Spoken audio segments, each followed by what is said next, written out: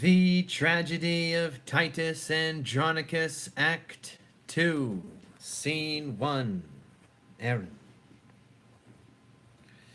Now climbeth Timora Olympus's top, safe out of fortune's shot, and sits aloft, secure of thunder's crack or lightning flash, advanced above pale envy's threatening reach. As when the golden sun salutes the morn, and having gilt the ocean with his beams, gallops the zodiac in his glistering coach, and overlooks the highest peering hills, so Timora upon her wit doth earthen with this queen, this goddess, this Semiramis, this nymph, this siren that will charm Rome Saturnine, and see his shipwrack and his common wheels. Hollo, what storm is this? And to Chiron and Demetrius braving, Demetrius.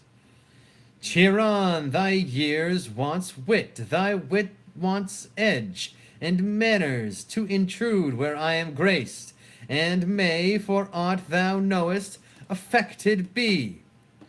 Demetrius, thou dost overween in all, and so in this, to bear me down with braves. 'Tis not the difference of a year or two makes me less gracious, or thee more fortunate. I am as able and as fit as thou to serve and to deserve my mistress's grace, and that my sword upon thee shall approve, and plead my passions for Lavinia's love. Clubs, clubs, these lovers will not keep the peace. Why, boy, although our mother unadvised gave you a dancing rapier by your side, are you so desperate grown to threat your friends? Go to, have your lath glued within your sheath, till you know better how to handle it. Meanwhile, sir, with the little skill I have, full well shalt thou perceive how much I dare. Boy, grow ye so brave? They draw swords. Why, how now, lords? So near the emperor's palace dare ye draw, and maintain such a quarrel openly? Full well I wot the ground of all this grudge. I would not for 1,000,000 of gold the cause were known to them it most concerns, nor would your noble mother for much more be so dishonored in the court of Rome. For shame put up.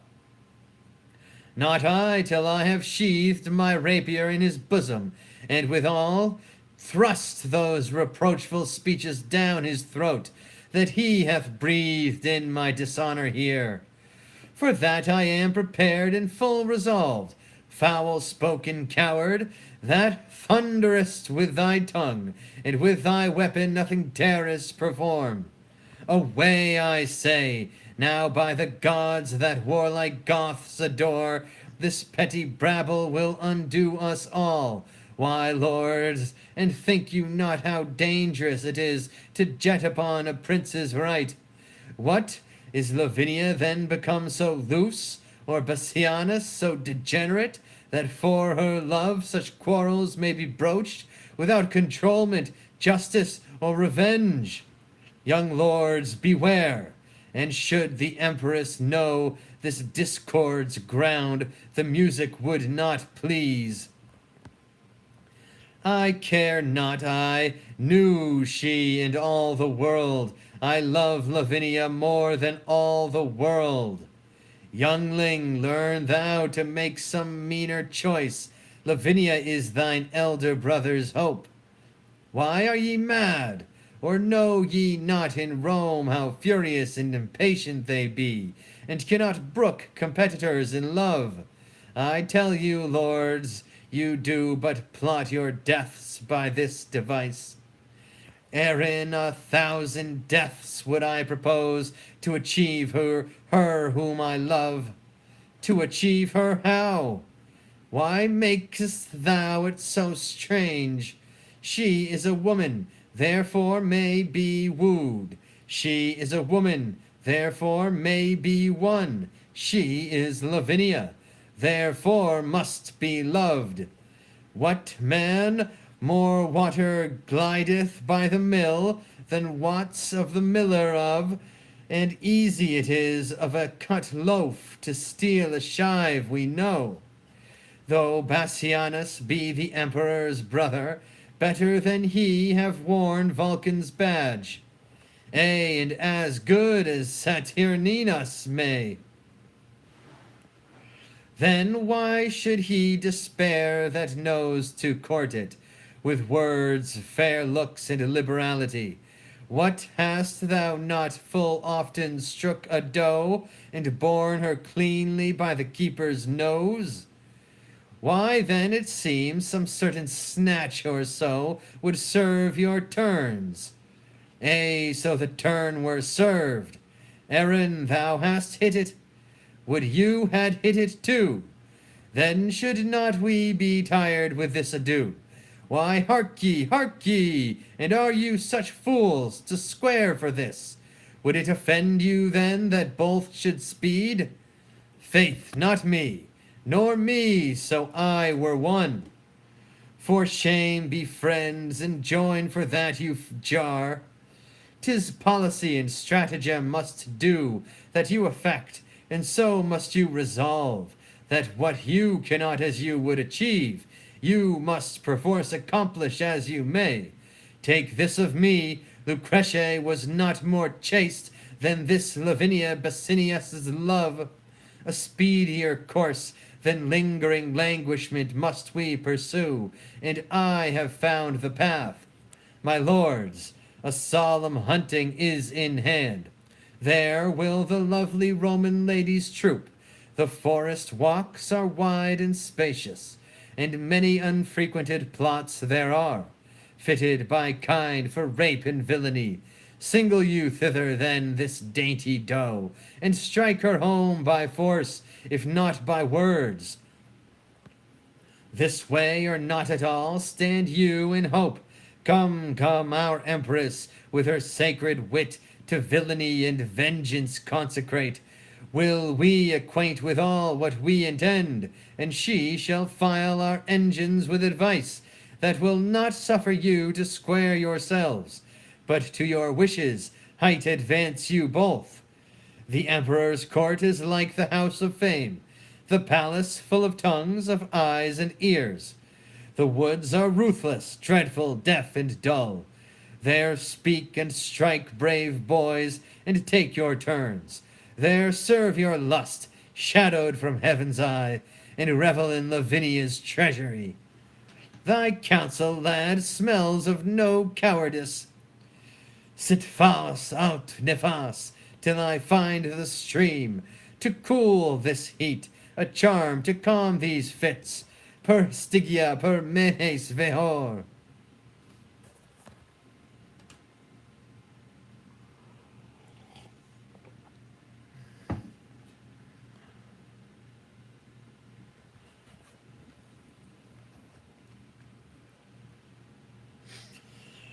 Enter Titus Andronicus and his 3 sons, Lucius, Quintus, and Martius, making a noise with hounds and horns, and Marcus. Titus. The hunt is up, the morn is bright and gray, the fields are fragrant, and the woods are green. Uncouple here, and let us make a bay, and wake the emperor and his lovely bride, and rouse the prince, and ring a hunter's peal, that all the court may echo with the noise. Sons, let it be your charge, as it is ours, to attend the emperor's person carefully. I have been troubled in my sleep this night, but dawning day new comfort hath inspired. Hear a cry of hounds, and wind horns in a peal. Then enter Saturninus, Tamora, Bassianus, Lavinia, Chiron, Demetrius, and their attendants. Many good morrows to your majesty. Madame, to you as many as good. I promised your grace a hunter's peal, and you have rung it lustily, my lords, somewhat too early for new married ladies. Lavinia, how say you? I say no. I have been broad awake 2 hours and more. Come on, then, horse and chariots let us have, and to our sport. Madame, now shall ye see our Roman hunting. I have dogs, my lord, will rouse the proudest panther in the chase, and climb the highest promontory top. And I have horse will follow where the game makes way, and runs like swallows over the plain. Cheer on, we hunt not, we with horse nor hound, but hope to pluck a dainty doe to ground.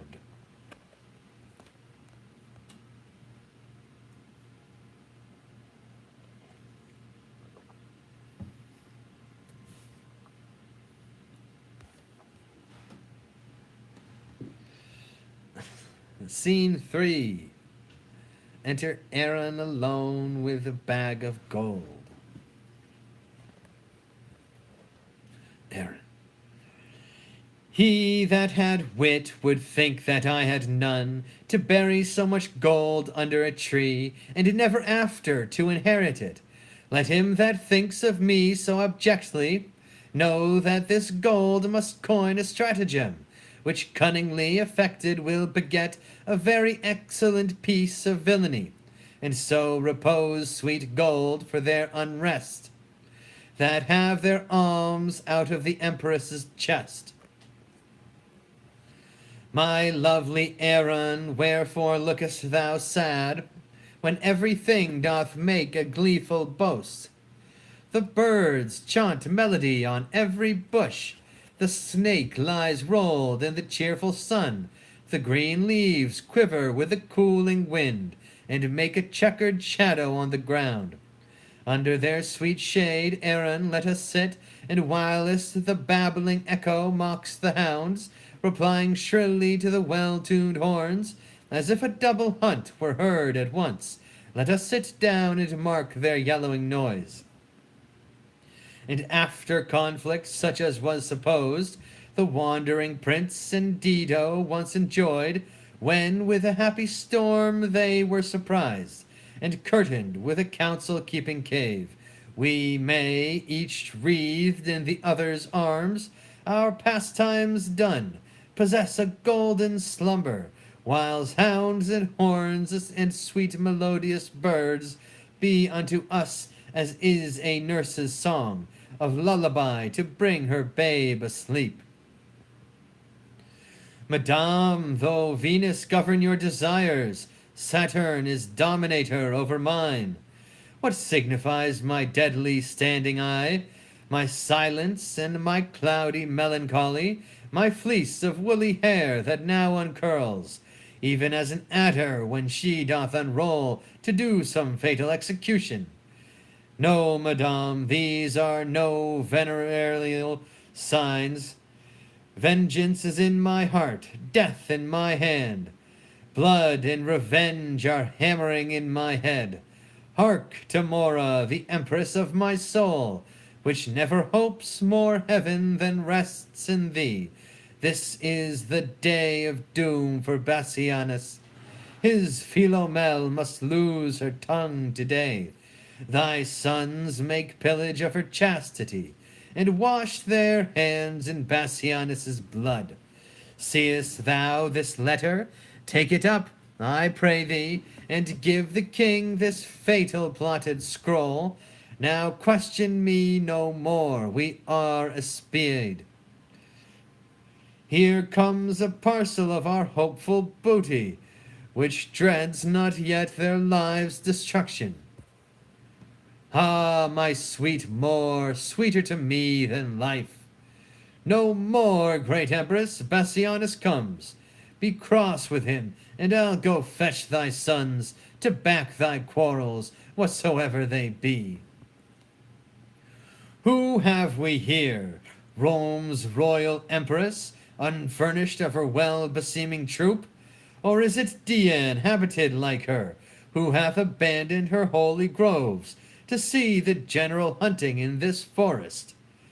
Saucy controller of my private steps, had I the power that some say Dion had, thy temples should be planted presently with horns, as was Actaeon's, and the hounds should drive upon thy new transformed limbs, unmannerly intruder as thou art. Under your patience, gentle empress, 'tis thought you have a goodly gift in horning, and to be doubted that your more and you are singled forth to try thy experiments. Jove shield your husband from his hounds today. 'Tis pity they should take him for a stag. Believe me, queen, your swart Cimmerian doth make your honor of his body's hue, spotted, detested, abominable. Why are you sequestered from all your train, dismounted from your snow-white goodly steed, and wandered hither to an obscure plot, accompanied but with a barbarous Moor, if foul desire had not conducted you? And being intercepted in your sport, great reason that my noble lord be rated for sauciness. I pray you let us hence, and let her joy her raven-colored love. This valley fits the purpose passing well. The king, my brother, shall have notice of this. For these slips have made him noted long, good king, to be so mightily abused. Why have I patience to endure all this? How now, dear sovereign and our gracious mother, why doth your highness look so pale and wan? Have I not reason, think you, to look pale? These two have ticed him hither to this place. A barren, detested vale, you see it is. The trees, though summer, yet forlorn and lean, overcome with moss and baleful mistletoe. Here never shines the sun, here nothing breeds, unless the nightly owl or fatal raven. And when they showed me this abhorred pit, they told me here, at dead time of the night, 1,000 fiends, 1,000 hissing snakes, 10,000 swelling toads, as many urchins would make such fearful and confused cries, as any mortal body, hearing it, should straight fall mad, or else die suddenly. No sooner had they told this hellish tale, but straight they told me they would bind me here unto the body of a dismal ewe, and leave me to this miserable death. And then they called me foul adulteress, lascivious Goth, and all the bitterest terms that ever ear did hear to such effect. And had you not by wondrous fortune come, this vengeance on me had they executed. Revenge it as you love your mother's life, or be ye not henceforth called my children. This is a witness that I am thy son. Stab him. And this from me, struck home to show my strength. Also stabs Bassianus, who dies. Come, Semiramis, nay, barbarous Temora, for no name fits thy nature but thy own. Give me the poniard. You shall know, my boys, your mother's hand shall right your mother's wrong. Stay, madame, here is more belongs to her. First thrash the corn, then after burn the straw. This minion stood upon her chastity, upon her nuptial vow, her loyalty, and with that painted hope braves your mightiness. And shall she carry this unto her grave? And if she do, I would I were an eunuch, drag hence her husband to some secret hole, and make his dead trunk pillow to our lust. But when ye have the honey we desire, let not this wasp outlive us both to sting. I warrant you, madame, we will make that sure. Come, mistress, now perforce we will enjoy that nice preserved honesty of yours. O Temora, thou bearest a woman's face. I will not hear her speak. Away with her. Sweet lords, entreat her hear me but a word. Listen, fair madame, let it be your glory to see her tears, but be your heart to them as unrelenting flint to drops of rain. When did the tiger's young ones teach the dam? Oh, do not learn her wrath, she taught it thee. The milk thou suckest from her did turn to marble, even at thy teat thou hadst thy tyranny. Yet every mother breeds not sons alike. Do thou entreat her show a woman's pity? What wouldst thou have me prove myself a bastard? 'Tis true, the raven doth not hatch a lark, yet I have heard, oh, could I find it now, the lion moved with pity did endure to have his princely paws pared all away. Some say that ravens foster forlorn children, the wildest their own birds famish in their nests. Oh, be to me, though hard heart say no, nothing so kind but something pitiful. I know not what it means, away with her. Oh, let me teach thee, for my father's sake, that gave thee life when well he might have slain thee. Be not obdurate, open thy deaf ears. Hadst thou in person never offended me, even for his sake I am pitiless. Remember, boys, I poured forth my tears in vain to save your brother from the sacrifice. But fierce Andronicus would not relent. Therefore away with her, and use her as you will. The worse to her, the better loved of me. O Tamora, be called a gentle queen, and with thine own hands kill me in this place. For 'tis not life that I have begged so long. Poor I was slain when Bassianus died. What beggest thou then? Fond woman, let me go. 'Tis present death I beg, and one thing more, that womanhood denies my tongue to tell.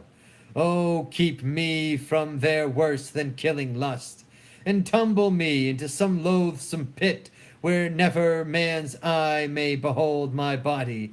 Do this, and be charitable, murderer. So should I rob my sweet sons of their fee? No, let them satisfice their lust on thee. Away, for thou hast stayed us here too long. No grace, no womanhood, ah, beastly creature, the blot and enemy to our general name, confusion fall. Nay, then I'll stop your mouth, bring thou her husband. This is the hole where Aaron bid us hide him.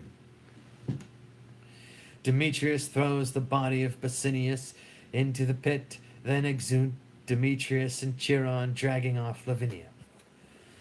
Tomorrow. Farewell, my sons, see that you make her sure. Never let my heart know merry cheer indeed, till all the Andronici be made away. Now will I hence to seek my lovely Moor, and let my spleenful sons this trull deflower. Enter Aaron with two of Titus's sons, Quintus and Marcius. Aaron. Come on, my lords, the better foot before. Straight will I bring you to the loathsome pit, where I espy the panther fast asleep. My sight is very dull, whatever it bodes, and mine, I promise you, were it not for shame, well could I leave our spot to sleep a while. What art thou fallen? What subtle hole is this, whose mouth is covered with rude growing briars, upon whose leaves are drops of new shed blood, as fresh as morning, as fresh as morning dew, distilled on flowers. A very fatal place, it seems to me, fatal.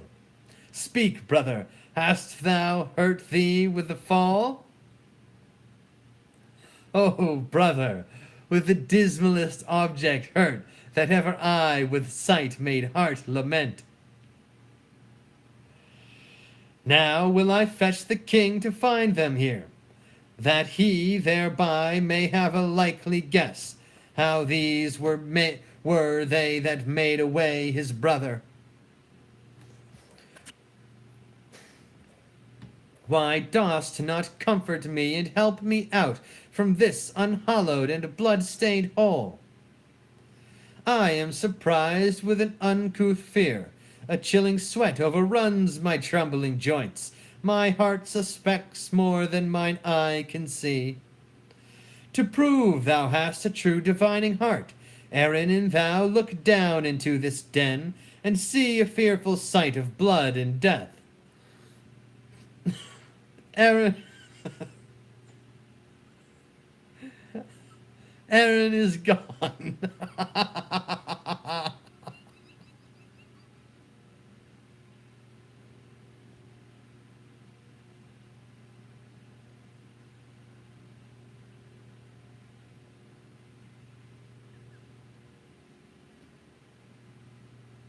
Oh.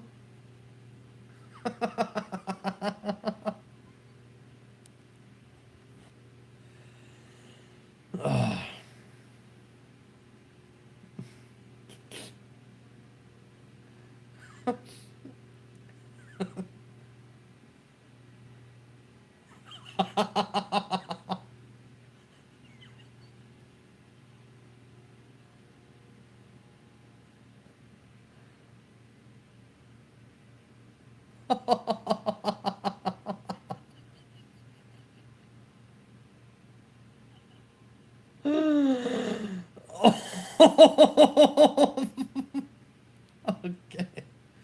Aaron is gone, and my compassionate heart will not permit mine eyes once to behold the thing whereat it trembles by surmise. Oh, tell me who it is, for never till now was I a child to fear what I know not. Lord Bassianus lies bewrayed in blood, all on a heap, like to a slaughtered lamb, in this detested, dark blood-drinking pit. If it be dark, how dost thou know 'tis he? Upon his bloody finger he doth wear a precious ring that lightens all this whole, which, like a taper in some monument, doth shine upon the dead man's earthy cheeks, and shows the ragged entrails of this pit. So pale did shine the moon on Pyramus, when he by night lay bathed in maiden blood. O brother, help me with thy fainting hand, if fear hath made thee faint, as me it hath, out of this fell devouring receptacle, as hateful as Coxetius' misty mouth. Reach me thy hand, that I may help thee out, or wanting strength to do thee so much good, I may be plucked into the swallowing womb of this deep pit, poor Bassianus' grave. I have no strength to pluck thee to the brink, nor I no strength to climb without thy help. Thy hand once more I will not lose again, till thou art here aloft or I below. Thou canst not come to me, I come to thee. Along with me I'll see what hole is here, and what he is that now is leapt into it. Say, who art thou that lately didst descend into this gaping hollow of the earth? The unhappy sons of old Andronicus, brought hither in a most unlucky hour, to find thy brother Bassianus dead. My brother dead! I know thou dost but jest. He and his lady both are at the lodge, upon the north side of this pleasant chase. 'Tis not an hour since I left them there. We know not where you left them all alive, but out alas, here have we found him dead. Where is my lord the king?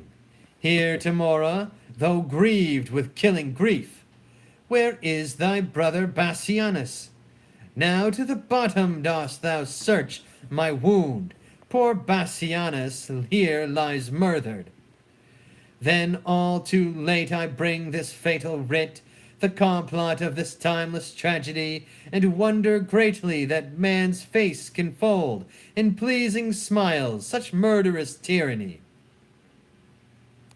And if we miss to meet him handsomely, sweet huntsman, Bassianus, 'tis we mean, do thou so much as dig the grave for him. Thou knowest our meaning. Look for thy reward among the nettles at the elder tree, which overshades the mouth of that same pit, where we decreed to bury Bassianus. Do this and purchase us thy lasting friends.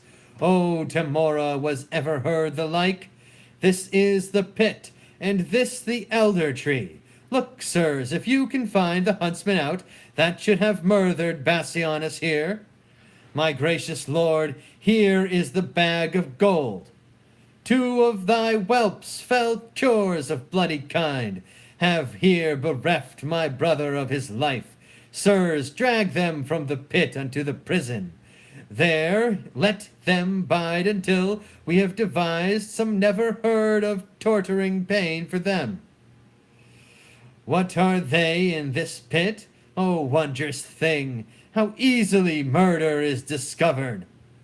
High Emperor, upon my feeble knee, I beg this boon, with tears not lightly shed, that this...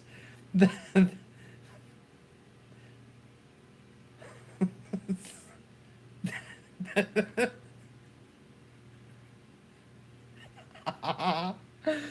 this fell fault of my accursed sons, accursed if the fault be proved in them.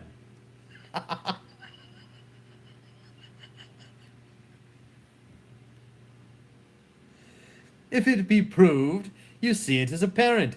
Who found this letter, Temora? Was it you?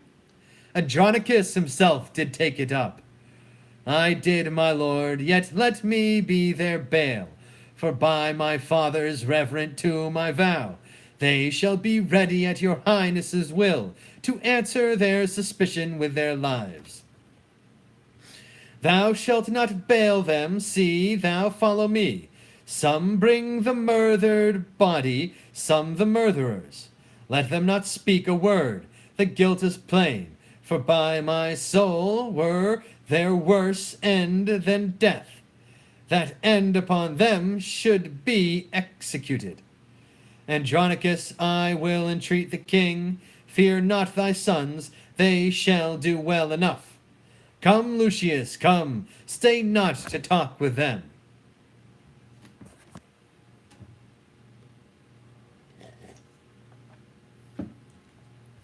Scene 4. Enter the empress's sons, Demetrius and Chiron, with Lavinia, her hands cut off and her tongue cut out, and ravished. Demetrius. So now go tell, and if thy tongue can speak, who 'twas that cut thy tongue and ravished thee. Write down thy mind, bewray thy meaning so, and if thy stumps will let thee play the scribe. See how with signs and tokens she can scrowl. Go home, call for sweet water, wash thy hands. She hath no tongue to call, nor hands to wash, and so let's leave her to her silent walks. And 'twere my cause I should go hang myself, if thou hadst hands to help thee knit the cord. Who is this, my niece, that flies away so fast? Cousin, a word, where is your husband? If I do dream, would all my wealth would wake me. If I do wake, some planet strike me down, that I may slumber in eternal sleep. Speak, gentle niece, what stern, ungentle hands hath lopped and hewed, and made thy body bare, of her 2 branches, those sweet ornaments, whose circling shadows kings have sought to sleep in, and might not gain so great a happiness as half thy love? Why dost not speak to me? Alas, a crimson river of warm blood, like to a bubbling fountain stirred with wind, doth rise and fall between thy rosed lips, coming and going with thy honey breath. But sure some Tereus hath deflowered thee, and lest thou shouldest detect him, cut thy tongue. Ah, now thou turnest away thy face for shame, and notwithstanding all this loss of blood, as from a conduit with 3 issuing spouts, yet do thy cheeks look red as Titan's face, blushing to be encountered with a cloud.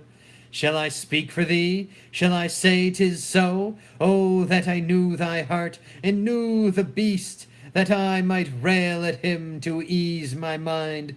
Sorrow concealed, like an oven stopped, doth burn the heart to cinders where it is. Fair Philomela, why she but lost her tongue, and in a tedious sampler sowed her mind. But, lovely niece, that mean is cut from thee, a craftier Tereus cousin hast thou met, and he hath cut those pretty fingers off, that could have better sewed than Philomel. Oh, had the monster seen those lily hands tremble like aspen leaves upon a lute, and make the silken strings delight to kiss them, he would not then have touched them for his life. Or had he heard the heavenly harmony which that sweet tongue hath made, he would have dropped his knife and fell asleep, as Cerberus at the Thracian poet's feet. Come, let us go, and make thy father blind, for such a sight will blind a father's eye. 1 hour's storm will drown the fragrant meads. What will whole months of tears thy father's eyes? Do not draw back, for we will mourn with thee. Oh, could our mourning ease thy misery?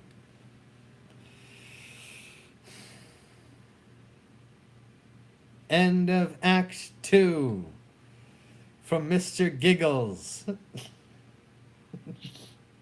I'm thinking about how I buy guns when I go out to town. Every time I go out to town, I buy guns. I buy a gun each time. To shoot to the sky. Okay. Remember to stretch your neck.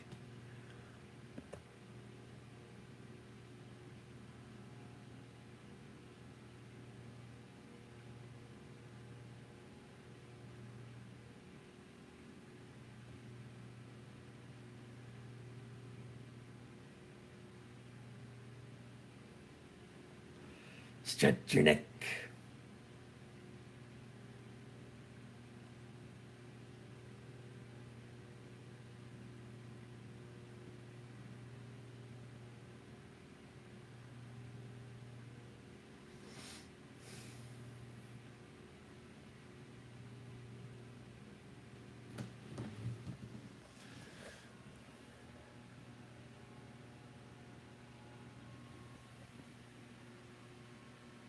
Hola.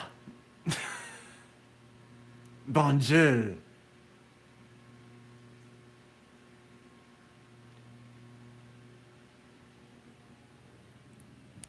Stretch your neck.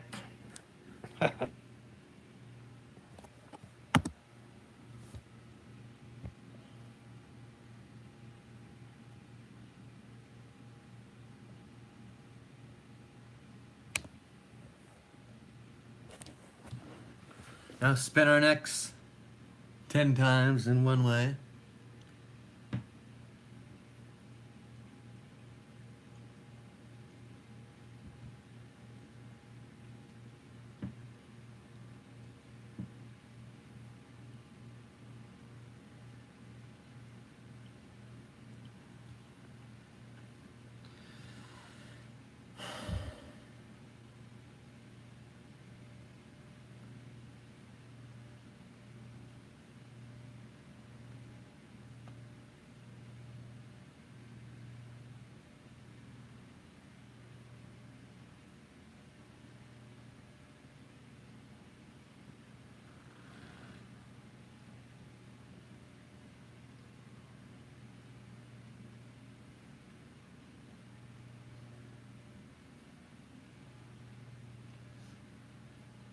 Don't break your neck. Amen. Praise be to God. Jesus Christ. Jah Rastafari, the Most High. Bless William Shakespeare. I love you forever.